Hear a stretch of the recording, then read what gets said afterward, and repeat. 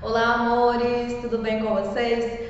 Hoje nós vamos dar prosseguimento ao estudo que nós viemos desde o início do ano com o livro África e Brasil na nossa disciplina de literatura.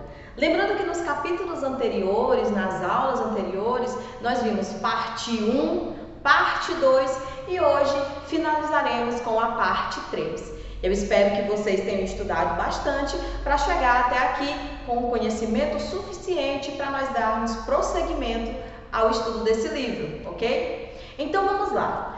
Até então, nós falamos apenas sobre o surgimento do ser humano, a vinda dos negros para o continente americano, mais precisamente no Brasil, e hoje nós vamos falar sobre o panorama atual relacionado à África e Brasil, ou seja, os afrodescendentes que moram aqui no Brasil, quais são as contribuições culturais, sociais, artísticas que eles trouxeram e fizeram com que a cultura brasileira pudesse ser enriquecida cada dia mais, e hoje nós temos todo esse rol de cultura que nos cerca.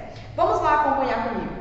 Inicialmente, nós vamos falar sobre as práticas culturais para a formação da cultura afro-brasileira, ou seja, tudo que você vê ao seu redor voltado para a cultura vai ter um pouquinho de Europa, vai ter um pouquinho de África e também vai ter um pouco da nossa cultura indígena. Então, a junção de tudo isso, a mescla de todas essas culturas ocasionaram a cultura brasileira. Mais precisamente voltada para essa cultura africana, nós vamos ter a construção de alguns hábitos que nós temos até hoje. Nós vamos ter variedades linguísticas, palavras que só eram utilizadas com a junção do português de Portugal, junto com o africano vindo do continente africano e também do dialeto indígena utilizado pelos moradores locais da época, pelos nativos brasileiros. Teremos também as religiões que vão ter toda uma interferência do cristianismo, mas também nós vamos falar sobre o politeísmo, ou seja, a quantidade de entidades que os africanos reconheciam enquanto deuses e também os indígenas reconheciam enquanto deuses, que no fim das contas se agruparam e se tornaram algumas entidades do candomblé e de outras religiões africanas existentes no Brasil até hoje. Vamos também falar sobre alguns costumes familiares que iniciaram naquela época e que foram propagados de geração em geração. Lembrando que muito do que se fala hoje, do que se pensa hoje, de como se age nos dias de hoje, é tudo resquício desse primeiro momento onde a cultura africana, a cultura portuguesa e a indígena, elas se agrupam para formar o povo brasileiro. Aqui, continuando, nós vamos ter que, mesmo com essa contribuição do povo africano, nós vamos ter a degradação também desse povo, não só no aspecto físico, como cultural e também familiar. Como que se daria isso? Primeiramente, quando se fala sobre o povo africano ou seus afrodescendentes, nós vamos sempre estar relacionados ao início de algum tipo de segregação, nós vamos ter bastante a vertente voltada para os preconceitos. Então tudo isso gerou uma espécie de devastação econômica, social, cultural e política. Mas eu não estou falando apenas do afro-brasileiro. Isso também aconteceu lá na África. Eles passaram por todo esse processo. Na verdade, eles ainda passam. Se você tiver estudado um pouquinho sobre a cultura africana na própria África, vocês vão perceber que eles têm bastantes guerras civis dentro do país, onde eles lutam entre si, principalmente por territórios.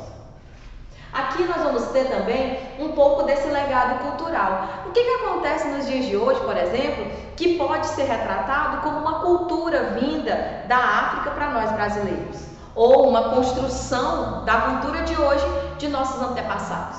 Nós vamos ter que a forma como nós preparamos determinado alimento ele vai ser, sim, uma raiz cultural iniciada lá no momento das viagens dos negros pelos navios negreiros, no momento em que eles chegaram no país. Então algumas culturas, algumas comidas, elas passaram a ser produzidas juntando essas duas culturas. Temos aqui a produção do acarajé, a produção do caruru e também do vatapá, hoje muito apreciada, porém isso tudo raiz afro-brasileira. Aqui, o modo de falar. Algumas palavras, como nós falamos, elas também são raiz afro-brasileira, ou seja, os africanos trouxeram, os indígenas trouxeram, os portugueses trouxeram e transformaram no vocabulário que nós temos hoje. Por exemplo, as cantigas de trabalho utilizadas pelos negros durante o período escravocrata, nós vamos ter algumas cantigas que eles utilizavam para dar ritmo ao trabalho deles.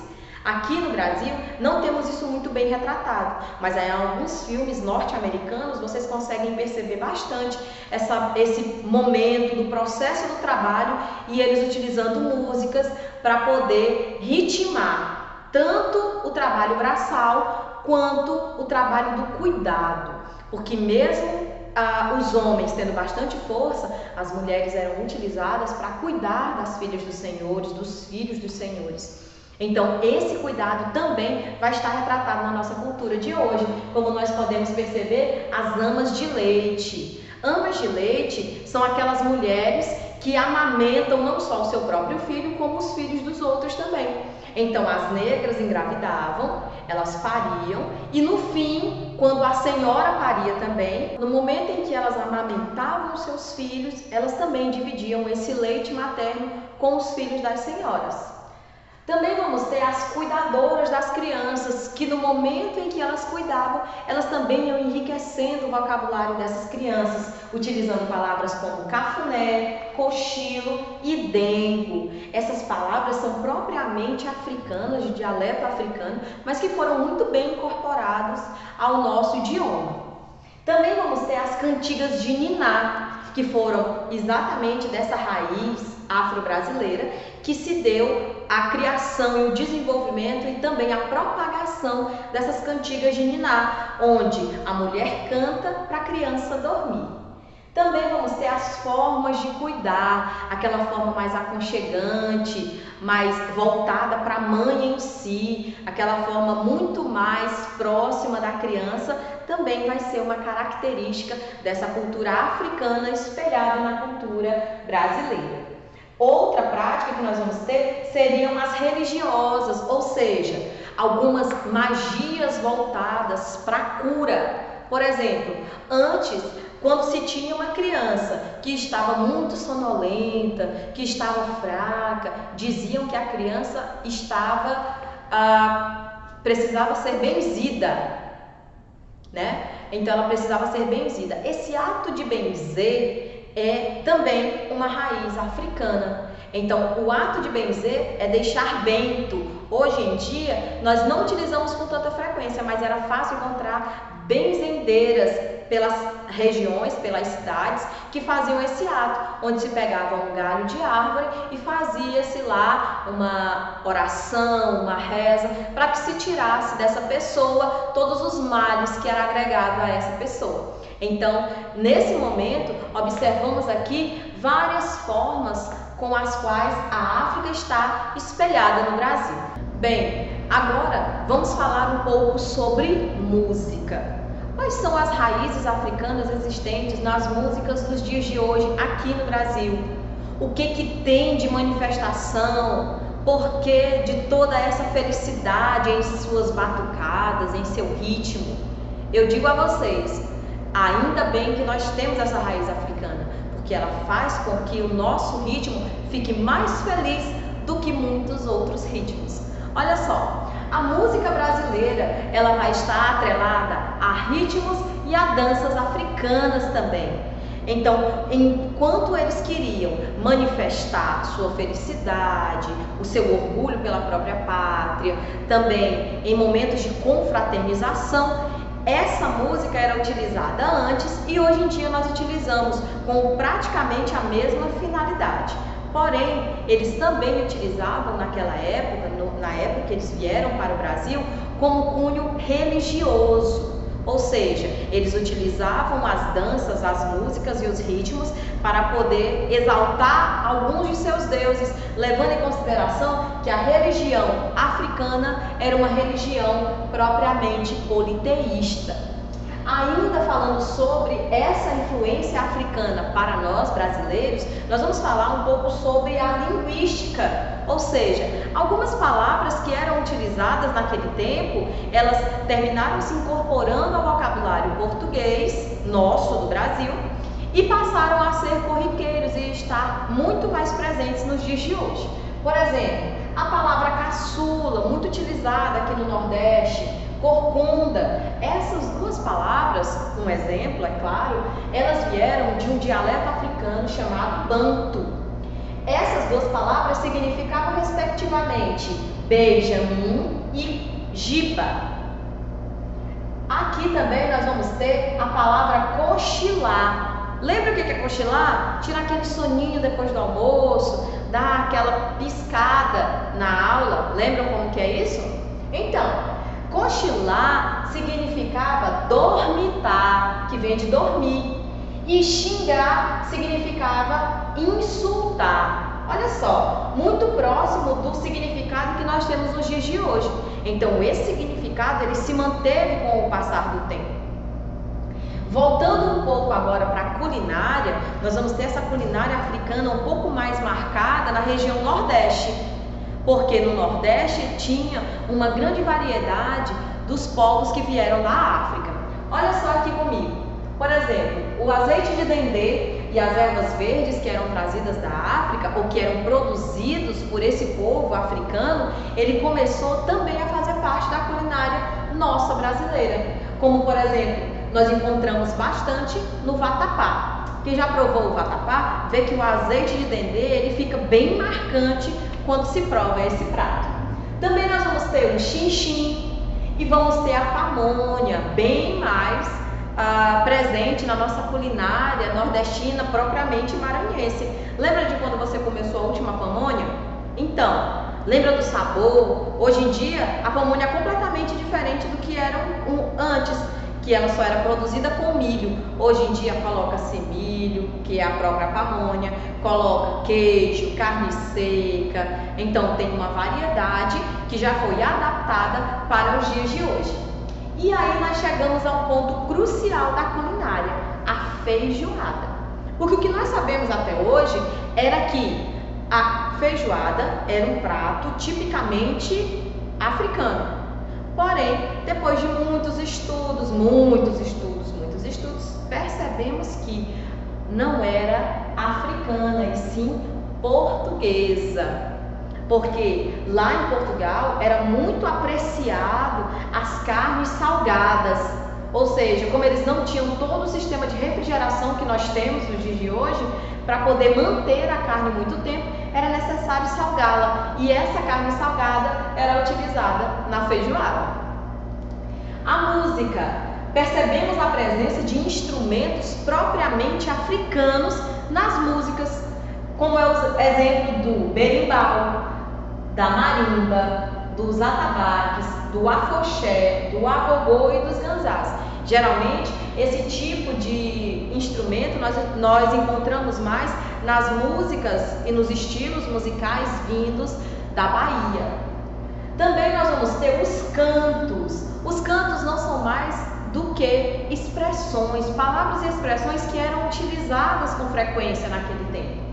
Também temos o carimbó como ritmo e dança. Vamos também ter o maculelê, o coco de roda, maracatu, congada e machixe.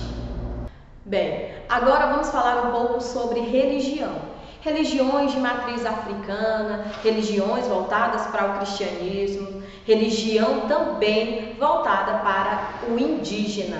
Esses três tipos de religião eram existentes aqui no Brasil.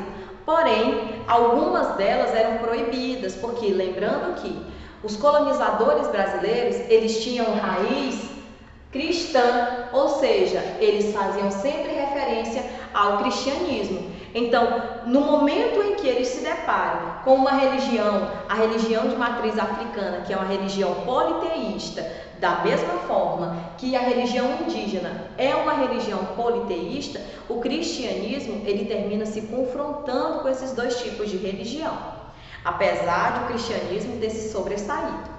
Porém, no nosso estudo, nós vamos ver um pouquinho sobre esse resquício dessa religião para os dias de hoje. Como, por exemplo, a entidade Iemanjá. Iemanjá é a deusa das águas, segundo algumas religiões de matriz africana. Porém, a Iemanjá também se assemelha em algumas características com Nossa Senhora dos Navegantes da religião do cristianismo. Junto com esse estudo sobre essas religiões, nós também devemos lembrar que religiões que não iam de encontro com o cristianismo, eles eram proibidos. Ou seja, as manifestações religiosas que confrontavam o cristianismo, por exemplo, o fato da africana e também o fato da indígena serem politeístas, elas confrontavam e por isso existiam proibições para manifestações religiosas dessa época. Eles podiam até ter sua religião em segredo, porém, em público, eles precisavam apresentar essa referência ao cristianismo. Quando isso era proibido para os negros e indígenas manifestarem sua religião, eles faziam cultos escondidos do restante da sociedade. Aqui nós vamos ter o fim da escravidão no Brasil, marcado no ano de 1888. Essa lei, chamada Lei Áurea, foi assinada pela princesa Isabel, porém, apesar de termos aderido a esse fim da escravidão, nós temos ainda uma página negra na história do nosso país, que nós fomos o último país americano a aderir a esse fim da escravidão. Por exemplo, aqui nós vamos ver um dos motivos. Mesmo com a assinatura da Lei Áurea, a situação do negro no Brasil não foi facilitada. Pelo contrário, para alguns foi piorada, como é o caso de alguns negros que foram tirados de fazendas por causa do fim da escravidão, porém foram deixados à margem de tudo, sem comida, sem nenhuma forma de rescisão, não foram pagos os anos de trabalho, ou seja, eles literalmente trabalharam de graça durante todo o tempo. Aqui nós vamos ter que a situação do negro no Brasil, mesmo com a assinatura dessa lei, não se modificou. Antes ele era escravo e agora ele era, além de escravo, um miserável.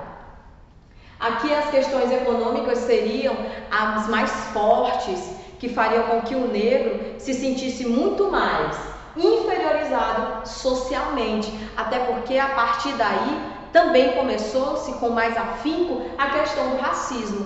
Por exemplo, várias pessoas hoje são julgadas pela cor de sua pele. Nós sabemos que isso é errado, porém, isso é uma cultura que já está implementada na nossa sociedade há muito tempo e que cabe a nós retirar esses traços existentes. Então aqui nós vamos ter que, apesar de agora eles terem mudado de local na sociedade, eles não tinham ainda um local próprio.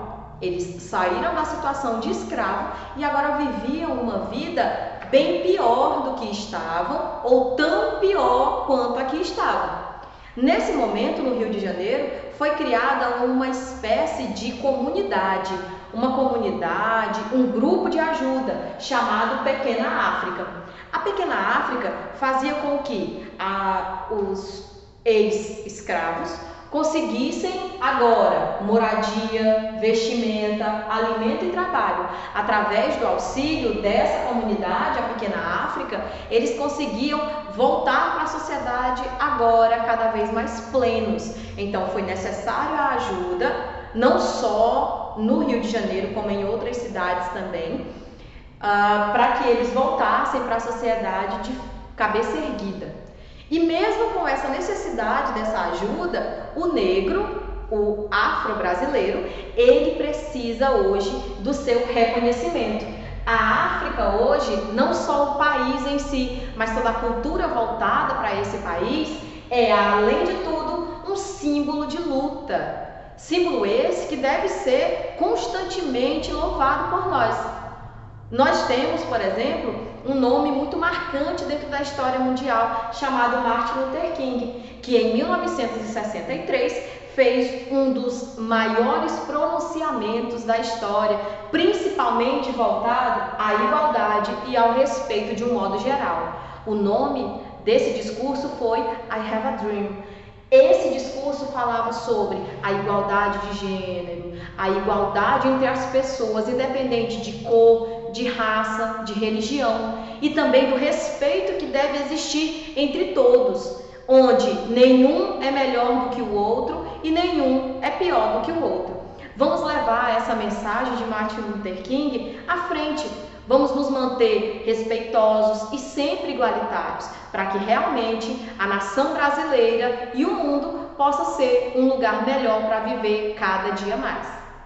Então aqui, meus amores, a gente encerra nosso paradidático do primeiro bimestre, África e Brasil, e a partir de agora nós vamos dar início a um novo livro. Para isso, eu preciso que vocês se liguem nas redes sociais da escola e na Agenda Edu também, ok? Então, um beijo e até a próxima aula!